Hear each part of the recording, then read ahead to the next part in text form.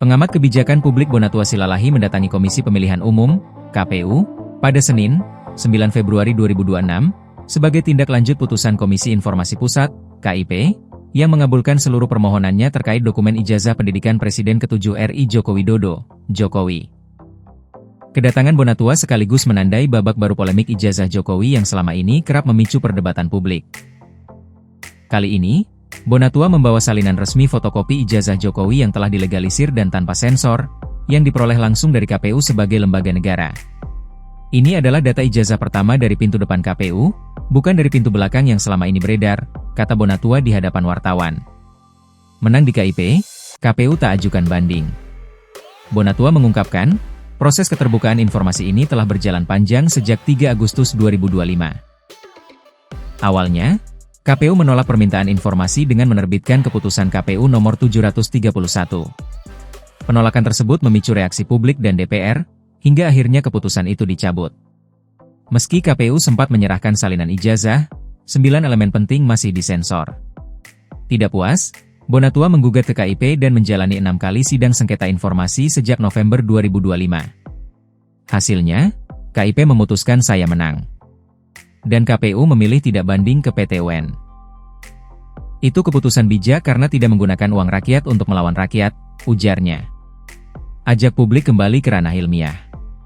Bonatua menilai polemik ijazah Jokowi selama ini terjebak pada ranah keyakinan dan emosi.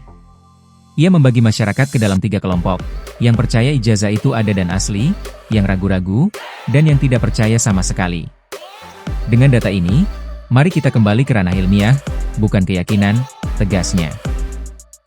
Ia menekankan bahwa dokumen yang diterimanya adalah data sekunder, sehingga belum bisa digunakan untuk uji forensik menyeluruh, seperti usia kertas, tinta, atau keaslian fisik. Namun, menurutnya, fotokopi legalisir tetap menyimpan jejak administrasi penting yang bisa ditelusuri. Legalisir itu tidak sembarangan. Ada proses, ada pejabat, ada verifikasi. Itu bisa diteliti, jelasnya.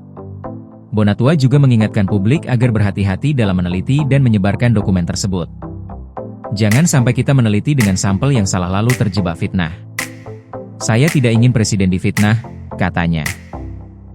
Untuk mencegah manipulasi, ia berencana mengunggah langsung salinan dokumen resmi tersebut di media sosial pribadinya, agar publik meneliti dari sumber yang sama. Sementara itu, Mikael Sinaga, peneliti yang mendampingi Bonatua, menyebut salinan ijazah dari KPU mengonfirmasi sebagian temuan sebelumnya, namun juga memunculkan perbedaan dengan dokumen yang beredar di luar jalur resmi.